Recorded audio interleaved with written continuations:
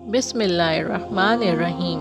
ابو سعید خدری رضی اللہ تعالیٰ عنہ سے روایت ہے کہ آپ صلی اللہ علیہ وآلہ وسلم نے فرمایا کہ تم میں سے کوئی بھی اپنے دینوی حق کے بارے میں اتنا اصرار و تکرار نہیں کرتا جتنا اصرار و تکرار اہل ایمان اپنے رب سے اپنے ان مومن بھائیوں کے لیے کریں گے جو بعض گناہوں کی وجہ سے جہنم میں داخل کیے گئے ہوں گے۔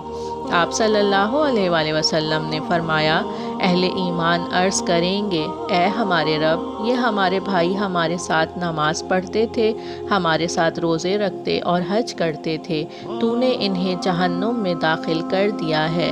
اللہ تعالیٰ فرمائے گا، جاؤ ان میں سے جنہیں تم پہچانتے ہو انہیں جہنم سے نکال لو۔ تو آپ صلی اللہ علیہ وآلہ وسلم نے فرمایا، تو وہ جنتی لوگ ان جہنم میں جانے والوں کے پاس آئیں گے اور انہیں ان کی شکلوں سے پہچان لیں گے۔ آگ نے ان میں سے بعض کو نصف پنڈلیوں تک جلا دیا ہوگا اور بعض کو ٹخنوں تک۔ وہ انہیں جہنم سے نکال لائیں گے اور کہیں گے، اے ہمارے رب، جن کے بارے میں تو نے ہمیں حکم دیا تھا انہیں ہم نکال لائے ہیں۔ نبی پاک صلی اللہ علیہ وآلہ وسلم نے فرمایا، رب تعالیٰ ان سے فرمائے گا، جس کے دل میں وزن دینار کے برابر ایمان ہے اسے بھی نکال لو۔